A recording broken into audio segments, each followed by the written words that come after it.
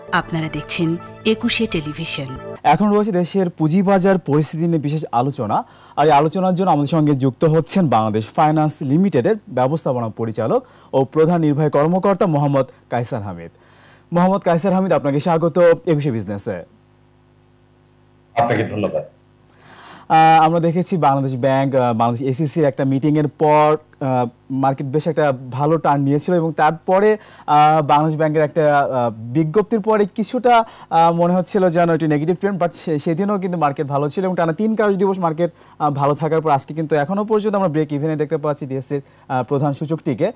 তো আজকে এখনও পর্যন্ত অবস্থান করছে ৬,৯৫৮ পয়েন্ট, ৭,০০০ কাছাকাছি। তো ৭,০০০ অনেকে মনে করে যে ওভারহিটেড মার্কেট। তো আপনি আসলে সার্বিকভাবে বাজারকে কিভাবে দেখছেন? জি ধন্যবাদ। আমার মনে হয় এই বিষয়টা আমাদের সমস্ত পুঁজি বাজারে যারা বিনিয়োগকারী আছেন এবং সাধারণ যারা আছেন তাদের সবার কাছে বিষয়টা আরো পরিষ্কার হওয়া দরকার। যে বিষয়টা নিয়ে আমরা অনেক বেশি কথা বলছি যে পুঁজি বাজারের সূচক অনেক বেড়েছে বা বাজারকে অতি মূল্যায়িত কিনা, কিংবা বাংলাদেশ ব্যাংক এবং বিসিকের মাঝখানে কোনো ভুল বোঝাবুঝির কারণে বাজারটা কোনো কারণে সংখ্যার দিকে যাবে কিনা, এই বিষয়টা আমার মনে হয় সবার একটু ক্লিয়ার হওয়া দরকার। আমরা অনেক বেশি চিন্তা করছি বিষয়গুলোকে নিয়ে। দেখেন, এখনকার যে পুঁজিবাজারের যে ইন্ডেক্স, সেটা যদি আপনি 2010 বা 2014 সালের সঙ্গে কম্পেয়ার করেন, আমার কাছে মনে হয় বাজারটা এখনো ওই ইন্ডেক্সকে যদি আমরা ইনফ্লেশনটাকে অ্যাডজাস্ট করি তাহলে এটা হয়তো 5,000 5,500 লেভেলে আছে। অর্থাৎ আজকের 7,000 index is inflation adjust is around 5,000 to 5,500। এরপরে যেটা হয়েছে সেটা হচ্ছে যে আপনার বিগত এই 8-10 বছরে কিন্তু আরো অনেক নতুন আইপিও মার্কেটে ঢুকেছে। তো সেটাতেও ন্যাচারালি আপনার ইন্ডেক্স একটু বাড়বে। যেটা সবচেয়ে বেশি দরকার সেটা হচ্ছে আপনার পুঁজিবাজারে পার্টিসিপেশন। আমরা কিন্তু লাস্ট অনেকদিন ধরে দেখছি যে লেনদেনের পরিমাণটা, পার্টিসিপেশনটা কিন্তু সিগনিফিকেন্টলি কমেছে। শুধুমাত্র কিন্তু আপনার ইন্ডেক্স বাড়লেই কিন্তু মার্কেট ভালো বা ইন্ডেক্স কমলেই কিন্তু মার্কেট খারাপ, এইভাবে আসলে আমাদের বোধহয় মূল্যায়ন করাটা একটু একপেক্ষিক হয়ে যাবে। বরং এখানে আমাদের লেনদেনটা কি পরিমাণে আছে, পার্টিসিপেশনটা কি পরিমাণে আছে, মার্কেটটা কতখানি লিকুইড, সেই বিষয়টা আমাদের জন্য জরুরি। আর যে বিষয় নিয়ে আমরা কথা বলছি বাংলাদেশ ব্যাংক বা বিসিকের সঙ্গে, আমার মনে হয় যে শুধুমাত্র একটা বন্ডকে এক্সপোজারের লিমিটের মধ্যে রাখা বা না রাখা কি কতখানি মার্কেটকে ভালো করবে, এই বিষয়টা আমাদের ভাবার দরকার। আমাদের মার্কেটের যে সাইজ, তাতে 2-3 হাজার কোটি টাকা কিন্তু খুব বড় বিষয় না যে সেটা রিজলভ হলে আমাদের মার্কেট অনেক বড় হয়ে যাবে। এবং ব্যাংকের এক্সপোজারের মধ্যে থাকবে কি থাকবে না, শুধুমাত্র যদি আমরা এই একটা বিষয়ের দিকে তাকিয়ে থেকে সাধারণ জনগণকে আস্থার সংকটের মধ্যে ফেলে দিই, সেইটা বরং একটা ভুল বার্তা দিবে। এবং এটা একটা আইনগত বিষয় আছে, রেগুলেটরি বিষয় আছে। এটা ওয়ান ডেতে আসলে কোনো ডিসিশন নেওয়ার বিষয় না। বিষয়টা নিয়ে আরো অনেক চিন্তা ভাবনার বিষয় আছে। বন্ডগুলো কিভাবে ক্যাপিটাল মার্কেট এক্সপোজারের মধ্যে থাকবে কি থাকবে না, সেটা ওয়ান ডেতে কোনো সলিউশন দেওয়া আসলেই সম্ভব না। তো এই জায়গাটাতে বরং, এবং আরেকটা জিনিস নিয়ে যেটা কথা বলছে সবাই, যে কস্ট প্রাইস না মার্কেট প্রাইসে আসলে এক্সপোজারটা হবে। দেখেন, অ্যাকাউন্টিং নর্ম হচ্ছে ফেয়ার মার্কেট প্রাইসে ইট শুড বি রিপোর্টেড। এখন এটা নিয়ে অনেক চিন্তা করার সুযোগ হয়তো থাকতে পারে, কিন্তু শুধুমাত্র সেইটা করলে কতখানি জায়গাটা তৈরি হবে। বরং যাদের মার্কেটে এই মার্কেটে পার্টিসিপেট করার জন্য তৈরি করা হয়েছে যে সমস্ত প্রতিষ্ঠানগুলো, যে মিউচুয়াল ফান্ড গুলো, অ্যাসেট ম্যানেজমেন্ট কোম্পানিগুলো, ইনভেস্টমেন্ট কর্পোরেশন অফ বাংলাদেশ, তারা কতখানি আসলে তার ভূমিকা পালন করছে, সেখানে কতখানি গভর্নেন্স এনশিওর হচ্ছে, মিউচুয়াল ফান্ডগুলোর পুরো টাকাটা কি এই পুঁজিবাজারে আছে কিনা, এবং মানুষকে মিউচুয়াল ফান্ডের ব্যাপারে যে যে হোপটা ছিল যে mutual fund should play for the retail investor, সেই জায়গায় কি আসলে আমরা কাজ করতে পারছি কিনা, সেইগুলোকে যদি আমরা আরো অনেক বেশি ফাংশনাল করতে পারি তাহলে সাধারণ মানুষের পার্টিসিপেশন বাড়বে। একটা ক্ষুদ্র বিনিয়োগকারী কি দেখে আসলে তার বিনিয়োগ করতে পারবে? এত চিন্তা, এত কমপ্লেক্স সমীকরণ কি তার পক্ষে সম্ভব? সেখানেই কিন্তু আপনার এই অ্যাসেট ম্যানেজমেন্ট কোম্পানিগুলো, এই মিউচুয়াল ফান্ডগুলো, ডিফারেন্ট ফান্ডগুলো রোল প্লে করার দরকার ছিল। মানুষের কিন্তু আস্থার জায়গাটা সেইখানে অনেকটা কমেছে। আমার কাছে মনে হয় যে বিষয়গুলো নিয়ে এখন কথা হচ্ছে, তার পাশাপাশি এই জায়গাটাতে আমাদের আরেকটা বড় ভূমিকা পালন করার দরকার আছে। আমরা সেটাই মনে করি এবং আমরা দেখলাম যে করোনার মধ্যেও কিন্তু নতুন কমিশনের হাত ধরে কিন্তু আমরা দেখলাম যে টার্নওভার 40 কোটি টাকা থেকে 2,500 3,000 কোটি টাকাও টার্নওভার আমরা দেখতে পেয়েছি এবং আমরা দেখেছি ইন্ডেক্সও কিন্তু 4,000 থেকে 7,000 উপরে উঠেছে, সেটাও আমরা দেখেছি। তো এই অবস্থায় আসলে অনেকের একটা অভিযোগ যে আসলে বাংলাদেশ ব্যাংক মানি মার্কেটের চাইতে আসলে পুঁজিবাজারে আসলে বেশি সময় দিচ্ছে, এরকম একটা অভিযোগ আছে। আপনি কিভাবে খণ্ডন করবেন? দেখেন, বিষয়টা হচ্ছে এই যে 2,500-3,000 কোটি টাকার যদি পার্টিসিপেশন আপনি দেখেন, সেইখানে সাধারণ মানুষের যে পার্টিসিপেশন ছিল সেইটা এখন আসলে কতখানি আছে। তো বাংলাদেশ ব্যাংক তো সাধারণ মানুষের উপরে হস্তক্ষেপ করছে না। তো আমরা যারা এই পুঁজিবাজার নিয়ে সংবাদ পরিবেশন করছি, বিশ্লেষণ করছি, লেখালেখি করছি, আমরা কি কোনো কারণে ভুল বার্তা তুলে ধরছি? আমরা কি কোনো কারণে নিয়ন্ত্রণ সংস্থাগুলোকে মুখোমুখি দাঁড় করিয়ে দিচ্ছি? এই বিষয়টাও কিন্তু আমাদের আরেকটু চিন্তা করার জায়গা আছে। তাতে যেটা হয়, সাধারণ বিনিয়োগকারীরা অনেকখানি প্যানিকড হয়ে যান। আপনি এখনো খেয়াল করে দেখেন যে ব্লু চিপ কোম্পানির যে শেয়ারগুলো আছে তাদের পি রেশিও কিন্তু খুব কনসিডারেবলি ভেরি লো লেভেলে আছে এবং তাদের পি যদি আপনার 20-এর নিচে হয়, 18 বা এরকম হয়, আপনি ইজিলি সেগুলোতে ইনভেস্টমেন্ট করতে পারেন। এখন সেইগুলো নিয়ে কথা বলা দরকার যে আমাদের এখনো যে মাল্টিনেশনাল কোম্পানিজ গুলো আছে, ফান্ডামেন্টাল যে ভালো কোম্পানিগুলো আছে, সেগুলোতে কিন্তু ইনভেস্টমেন্ট করার বিরাট সুযোগ রয়েছে এবং সেইগুলো কিন্তু আপনার এই বিগত সময়ের মধ্যে যে মাত্রায় একটু দুর্বল কোম্পানিগুলো অপেক্ষাকৃত তারা যে পরিমাণে তাদের শেয়ারের দাম বেড়েছে, সেই তুলনায় কিন্তু আমরা দেখছি যে স্ট্রং ফান্ডামেন্টাল কোম্পানিগুলো, মাল্টিনেশনাল কোম্পানিগুলোর দাম কিন্তু সেইভাবে বাড়েনি। তো এখনো কোথায় কোথায় সুযোগ আছে সেইগুলো বিশ্লেষণ আমাদের জন্য দরকার আছে, রেদার আমরা কয়েকটা বিষয়ের মধ্যে যদি ফোকাস না থাকি। আরেকটা বলছেন যে আমাদের যদি ট্রেড বাড়াতে হয়, আমরা 2,500-3,000 কোটি টাকা যদি আমাদের ট্রেড বাড়াতে হয়, তাহলে বিসিকে নেতৃত্বে যে ধরনের রোড শো গুলো হয়েছে সেগুলোর পার্টিসিপেশন গুলো আমাদেরকে এখন দেখার দরকার যে আমরা ফরেন যে ইনভেস্টরদেরকে অ্যাট্রাক্ট করছি তাদের পার্টিসিপেশন কতটুকু বাড়ছে। আর কিছু টেকনিক্যাল বিষয় বোধহয় আমাদের কাজ করার দরকার আছে। আপনারা জানেন যে সিকিউরিটিজ হাউসগুলো যে ট্রেড গুলো করে, যে বাই গুলো করে, তার ওইটার বিপরীতে একটা ব্যাংক গ্যারান্টি লাগে, একটা কর্পোরেট গ্যারান্টি লাগে টু স্টক এক্সচেঞ্জেস। এই গ্যারান্টি গুলো কিন্তু আমরা যারা ব্যাংক আর্থিক প্রতিষ্ঠান আছে যে গ্যারান্টি গুলো দেই, আমাদের কিন্তু এটা অফ ব্যালেন্স শিট আইটেম এবং এক্সপোজার আসে এবং সেটার উপরে আমাকে কিন্তু একটা প্রভিশন রাখতে হয়। Ultimately that will hit our profit and loss, আমাদের ব্যালেন্স শিটে হিট করছে। তো এইখানে যদি আমরা নেট বাইয়ের উপরে, অর্থাৎ একটা ব্রোকারেজ হাউস যে পরিমাণ বাই করছে এবং সেল করছে, এই নেট বাইটার উপরে যদি আমরা এই শুধুমাত্র গ্যারান্টিটা চাইতাম, তাহলে কিন্তু আপনি দেখতেন যে অনেকগুলো হাউজের যে সেল এন্ড বাই যে ট্রেড, এটা কিন্তু আরো সিগনিফিকেন্টলি বাড়তো।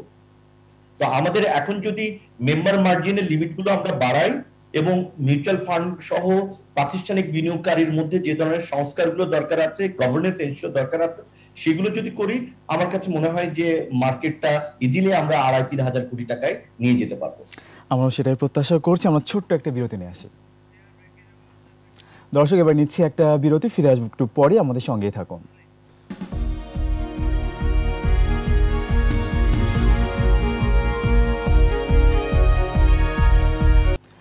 আবার আমাদের বিদের সঙ্গে আছি রহমান জন। দর্শক, বিরতির আগে দেশের পুঁজিবাজার পরিস্থিতি নিয়ে কথা বলছিলাম বাংলাদেশ ফাইন্যান্স লিমিটেডের ব্যবস্থাপনা পরিচালক ও প্রধান নির্বাহী কর্মকর্তা মোহাম্মদ কায়সার হামিদের সঙ্গে। আবার ফিরছি আলোচনায়।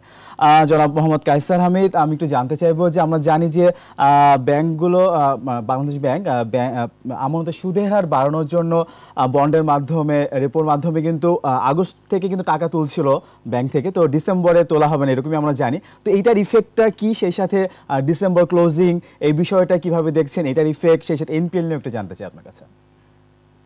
জি, ধন্যবাদ।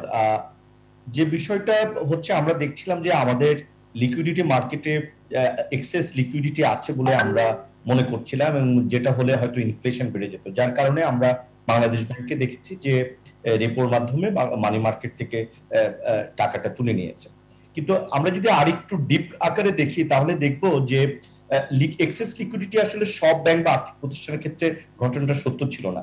এখনো যদি আমরা দেখি, মাত্র 10-12টা ব্যাংকের কাছে আপনার লিকুইডিটির এক্সেস আছে, যার মধ্যে সরকারি ব্যাংক এবং কিছু ইসলামী ব্যাংকগুলোই মূলত আছে। বাকি ব্যাংকগুলোতে কিন্তু আসলে লিকুইডিটিটাতে আমরা দেখছি যে যথেষ্ট স্ট্রেস বা প্রেশার আছে এবং এর মাঝখানে আমরা ক্রেডিট গ্রোথের বিষয়টা দেখছি, সেক্ষেত্রেও কিন্তু আপনার লিকুইডিটির উপরে একটা প্রেশার পড়ছে। সর্বোপরি আপনারা জানেন যে ইন্টারেস্ট রেটের ক্ষেত্রে একটা বার ছিল যে আপনি লোনের রেট 9% উপরে দিতে পারবেন না। তো সেটার কারণে ব্যাংকগুলো কিন্তু আপনার ব্যাংক আর্থিক প্রতিষ্ঠান ডিপোজিটের রেটটাও কমিয়েছিল। কিন্তু সম্প্রতি আমরা যে সার্কুলার দেখেছি যে সেখানে ব্যক্তি শ্রেণীর ডিপোজিটের ক্ষেত্রে মিনিমাম ইনফ্লেশন রেট দিতে হবে। তো যখনই সেই রেটটা বেড়েছে তার প্রেশার কিন্তু আমরা প্রাতিষ্ঠানিক যে ডিপোজিট গুলো, ইনস্টিটিউশনাল যে ডিপোজিট গুলো, সেটার উপরেও একটা দেখেছি। এবং আপনি খেয়াল করে দেখবেন বিগত 1-2 মাসে আমরা কিন্তু কস্ট অফ ডিপোজিট একটু মুভমেন্ট একটু আপ সাইডে দেখতে পাচ্ছি। তো এটাতে যেটা হবে, যেহেতু আপনি লেন্ডিং রেটটা বাড়াতে পারছেন না, তো লিকুইডিটি কস্ট অফ ফান্ড বাড়ছে, সো আলটিমেটলি লিকুইডিটি মার্কেটে কিন্তু আপনি একটা ক্রাইসিস বা একটা স্ট্রেস সিচুয়েশন আরেকটু দেখবেন। এবং ডিসেম্বরে ন্যাচারালি প্রত্যেকটা ব্যাংক আর্থিক প্রতিষ্ঠান তাদের ডিপোজিটের ব্যালেন্স শিটটা একটু ভালো রাখতে চায়, তো সেটার কারণে কিন্তু এই প্রেশারটা আরেকটু বাড়বে। এবং সাথে সাথে যেটা হচ্ছে, আমরা যে বাংলাদেশ ব্যাংকের যে পলিসি সাপোর্টটা ছিল, যে ডিসেম্বরের মধ্যে কাস্টমারকে তাদের লোনের ইএমআই যেটা তার মিনিমাম আর্থিক প্রতিষ্ঠানের ক্ষেত্রে 50%, ব্যাংকগুলোর ক্ষেত্রে 25% দিতে হবে। এখানে কিন্তু আমরা এখনো বড় বড় কাস্টমারকে একটা ডিফিকাল্ট অবস্থায় দেখতে পাচ্ছি, তারা ফেরত দিতে পারছে না, যার ফলে এনপিএল বাড়ছে। এবং আমার কাছে মনে হচ্ছে যে ডিসেম্বরে আমরা কিন্তু এটাকে এনপিএলটা আরো বাড়বে বলে আমরা মনে করছি। এবং যখনই লোনের টাকা আপনার ঠিক মতো ফেরত দিতে পারবে না, সেটাও কিন্তু আপনার এই ক্যাশ ফ্লোতে একটা মিসম্যাচ দেখা দেবে। সো লিকুইডিটিটা আর একটু ডিফিকাল্ট হবে, যার কারণে বাংলাদেশ ব্যাংক বলেছে যে ডিসেম্বরে আর ফার্দার আপনার মানি মার্কেট থেকে টাকাটা পুল করবে না। কিন্তু অলরেডি কিন্তু আমরা একটা লিকুইডিটি প্রেসার দেখছি। সেটার সঙ্গে কিন্তু আমরা ফরেন কারেন্সি তো দেখছি যে টাকা কিন্তু আপনার একটু উইক হয়েছে এগেইনস্ট ডলার, যেহেতু আমাদের প্রচুর পরিমাণ ইম্পোর্ট যেগুলো অনেকদিন আটকে ছিল করোনার ফার্স্ট ফেজে, সেগুলোর পেমেন্ট শুরু হয়েছে। আমাদের রেমিটেন্স ফ্লোটা একটু কমেছে, যদিও কিছু এক্সপোর্ট বেড়েছে, বাট সব মিলিয়ে আপনার ডলার উপর একটা প্রেসার পড়েছে, রিজার্ভের উপর একটা প্রেসার পড়েছে। তো এই সার্বিক বিবেচনায় কিন্তু ব্যাংক আর্থিক প্রতিষ্ঠানগুলো আমার কাছে মনে হয় একটা কঠিন পরিস্থিতি মোকাবেলা করতে যাচ্ছে। এবং আমরা এনপিএল যেভাবে বাড়ছে ক্রমাগত, সেটা কিন্তু কয়েকটা জায়গায় আপনি ব্যাংকিং সেক্টরের একটা হিট কিন্তু রিয়েল ইকোনমির উপরেও একটা হিট আসে। তো যখনই আপনি এখানে দেখবেন যে মানি মার্কেটটা টাইট, এনপিএল বাড়ছে, সেটা কিন্তু আপনার আবার ক্যাপিটাল মার্কেট বলেন আর অন্যান্য, সেখানেও কিন্তু তার একটা প্রতিক্রিয়া আমরা দেখতে পাবো। এবং ব্যাংক বা আর্থিক প্রতিষ্ঠানের যে প্রফিটেবিলিটি, সেটাতেও কিন্তু এটার একটা হিট আসবে। দেখা যাবে যে এনপিএল বাড়লে ব্যাংক বা আর্থিক প্রতিষ্ঠানেরও কিন্তু আপনার আর্নিং পার শেয়ার কমছে, তাদের ডিভিডেন্ড দেওয়ার সক্ষমতা কমে যাবে। যেহেতু আর্থিক বাজার, পুঁজি বাজারে ব্যাংক বা আর্থিক প্রতিষ্ঠান একটা বড় সেক্টর, সেহেতু সেখানেও একটা সম্ভাবনা আছে, যদি এখানে কোনো ডিফারেন্ট প্ল্যান বা অ্যাকশন আমরা গভর্নমেন্ট বা সেন্ট্রাল ব্যাংক থেকে না দেখতে পাই। কারণ আমরা যে স্টিমুলাস প্যাকেজটা দিয়েছি, এটা আসলে শর্ট টার্মে আমাদের যে কাস্টমার, তারা আসলে তাদের ব্যবসাকে পুনরুদ্ধার করতে পারেনি। তারা যে পুঁজি হারিয়েছে, প্রফিট হারিয়েছে, তাদের কিন্তু আবার আগের জায়গায় ফেরত আনার জন্য একটা মধ্যমেয়াদী পরিকল্পনা দরকার। তো মধ্যমেয়াদী পরিকল্পনা না হলে তারা কিন্তু তাদের এই লোনগুলো, স্টিমুলাস প্যাকেজ কিন্তু অলরেডি এক্সপায়ার করছে। তো এইটা যেহেতু এক্সপায়ার করছে, তাদের টাকাগুলো ফেরত দিতে হবে, অথবা তাদের ইন্টারেস্ট রেট অনেক বেড়ে যাবে। তো সেটা কিন্তু আমাদের অর্থনীতিতে একটা চাপ পড়বে এবং ব্যাংক আর্থিক খাতের একটা নেতিবাচক প্রভাব আমরা দেখতে পাবো। এখন সামনে তো আপনাদের সেই সাথে ব্যাংকগুলোর ডিসেম্বর ক্লোজিং, এটার প্রভাব আসলে পুঁজিবাজার কেমন, কি মনে করছেন? ন্যাচারালি ডিসেম্বরে যেটা হয় যে আমাদের ব্যালেন্স শিটটাকে অপটিমাইজ করার জন্য প্রত্যেকটা ব্যাংক বা আর্থিক প্রতিষ্ঠানই কাজ করে থাকে। আমাদের প্রফিট ম্যাক্সিমাইজেশন, এনপিএলটা কমানো। তো সেখানে যদি প্রফিট ম্যাক্সিমাইজ করতে হয়, ক্যাপিটাল মার্কেটও একটা সেগমেন্ট। তো ক্যাপিটাল মার্কেটে যদি আপনার সেল প্রেসার বাড়ে, সেটাকেও আমরা অস্বাভাবিক হিসাবে ধরে নিতে পারি না। এটা ন্যাচারালি সবসময় আপনার ডিসেম্বরে আপনারা দেখতে পাবেন, বা নতুন করে এক্সপোজার নেওয়ার ক্ষেত্রেও ব্যাংক বা আর্থিক প্রতিষ্ঠান একটু সতর্ক থাকে। তো সেই জায়গাতে আমি মনে করি যে সেটা একটা স্বাভাবিক প্রক্রিয়া, প্রতি বছরই এটা হয়, সেই বছর এবারও এটা হবে। এবং ব্যাংক আর্থিক প্রতিষ্ঠানের পারফরমেন্সের উপরেও কিন্তু আপনার পুঁজিবাজারে যারা বিনিয়োগকারী আছে, তাদের ব্যাংকের উপরে বিনিয়োগটা বাড়াবেন কিনা, সেটাও তো কিন্তু তারা চেয়ে বসে থাকেন। এবং আমরা যদি কম্পেয়ার করি অন্যান্য সেক্টরের সঙ্গে, ব্যাংক বা আর্থিক প্রতিষ্ঠানে আপনি দেখবেন যে এখনো এখানে শেয়ারগুলো অনেক লো লেভেলে আছে। আমার কাছে মনে হয় যে মোস্ট রেগুলেটেড সেক্টর ব্যাংক বা আর্থিক প্রতিষ্ঠান, সেখানে যেগুলো আনরেগুলেটেড, সেখানে কিন্তু আমরা অনেক মূল্য মানে বাড়তি দেখেছি। শেয়ারের প্রাইসটা কয়েক গুণ বেড়ে গেছে, সেখানে কিন্তু ব্যাংক বা আর্থিক প্রতিষ্ঠানে আমরা সেটা দেখতে পাইনি। আমার কাছে মনে হয় যে এখনো অনেক ভালো ব্যাংক আর্থিক প্রতিষ্ঠান আছে যেগুলোর শেয়ারে সাধারণ মানুষের এখনো বিনিয়োগ করার সুযোগ আছে। নতুন কমিশনের হাত ধরে আমরা যেটা বলছিলাম যে টানা 1.5 বছর অথবা তারও বেশি সময় একটা ভালো পজিটিভ ট্রেন্ড আমরা দেখতে পেয়েছি। টার্নওভার 40 কোটি টাকা থেকে যেটা বলছিলাম প্রায় 3000 কোটি টাকার টার্নওভার দেখেছি। তো সেই সময় তো আসলে ব্যাংক তারপরে নন ব্যাংকিং যে প্রতিষ্ঠানগুলো তারা তো বেশ লাভ করেছে নাকি?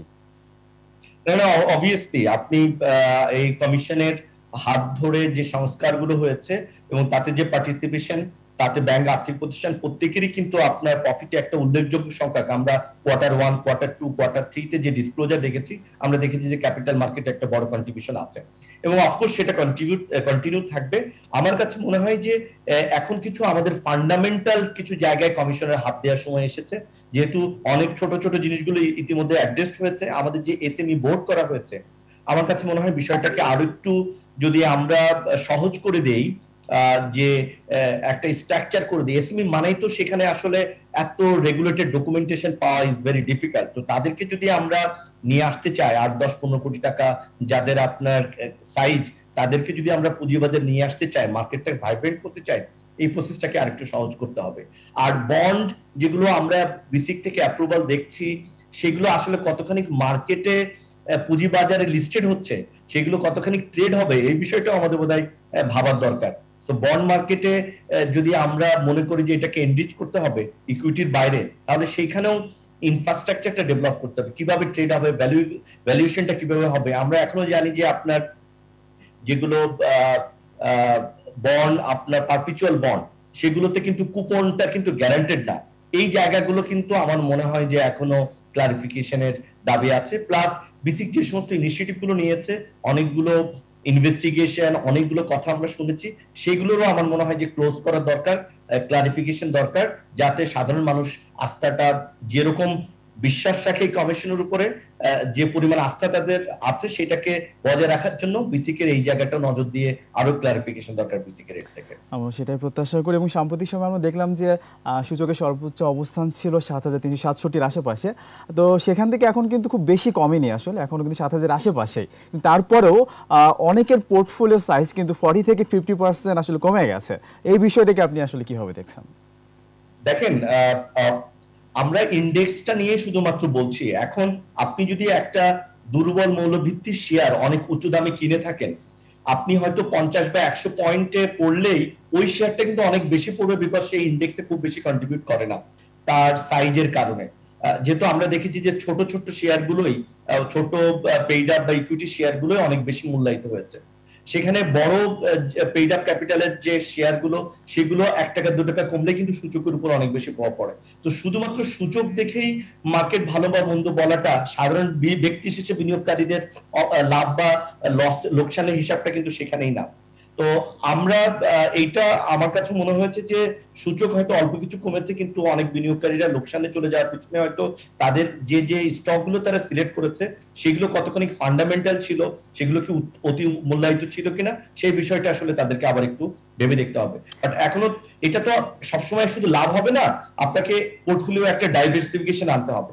সো আপনি যদি এখনো মূল্যভিত্তিক ভালো স্ট্রং শেয়ারগুলো, ফান্ডামেন্টাল শেয়ারগুলো আপনার পোর্টফোলিওতে রাখেন, তাহলে কিন্তু আপনি আপনার ওই লসটা কভার করে আবার আপনি প্রফিটের দিকেও যেতে পারবেন। আমরা এই 2 মাসে কিন্তু লাফার্জ, ইফাত, একমি অথবা ব্যাটবিসের মতো অনেক শেয়ারের কিন্তু দেখেছি যে অনেকখানি কমে গেছে প্রাইসটা। তো সেক্ষেত্রে আসলে কি বলবেন আপনি? না, আপনি ঠিক বলেছেন। যখন মার্কেটে একটা ট্রেন্ড হয়, আপনার একটা নেগেটিভ সূচক পড়ে, তখন স্বভাবতই সবগুলোর উপরই আপনার একটা প্রেসার পড়ে। তো সেটারই একটা স্বাভাবিক প্রতিফলন আমরা দেখেছি। কিন্তু আমার কাছে মনে হয় যে তারপরে বিনিয়োগকারীদের এই বিষয়গুলো নিয়ে অত উৎকণ্ঠ হওয়ার কারণ নেই, কারণ আমরা তাদের যে হিস্ট্রিক্যাল ডিভিডেন্ড পেমেন্ট দেখেছি, যে আর্নিং পার শেয়ার দেখেছি, এবং তাদের যে বিজনেস এক্সপেনশন প্ল্যান, এই শেয়ারগুলো নিয়ে আমার কাছে মনে হয় না যে সাধারণ বিনিয়োগকারীদের উৎকণ্ঠার কোনো কারণ আছে। এগুলোতে তারা একটা ভালো রিটার্ন পাবে, এবং আমার মনে হয় যে একটু ধৈর্য ধরলেই তারা তাদের কাঙ্ক্ষিত জায়গায় প্রাইসে তারা যেতে পারবে। আমরা সবাই সেটা প্রত্যাশা করছি। এবং আগামীকালকে আমরা জানি যে অর্থ মন্ত্রণালয়ের সঙ্গে স্টেক হোল্ডারদের একটা মিটিং আছে, সেখান থেকে ভালো কিছু আসবে, সেই প্রত্যাশা আমরা করতেই পারি। তো সেই প্রত্যাশা নিয়ে শেষ করছি আজকে এখানে। আপনাকে অনেক ধন্যবাদ আমাদেরকে সময় দেওয়ার জন্য। আপনাকে ধন্যবাদ। দর্শক, এতক্ষণ দেশের পুঁজিবাজার পরিস্থিতি নিয়ে কথা বলছিলাম বাংলাদেশ ফাইন্যান্স লিমিটেডের ব্যবস্থাপনা পরিচালক ও প্রধান নির্বাহী কর্মকর্তা মোহাম্মদ কায়সার আহমেদের সঙ্গে। দর্শক, আবার নিচে একটা বিরতি, বেলা 2:35 আবার ফিরে আসবো কৃষি বিজনেস আরও আয়োজন নিয়ে, আমাদের সঙ্গে থাকুন।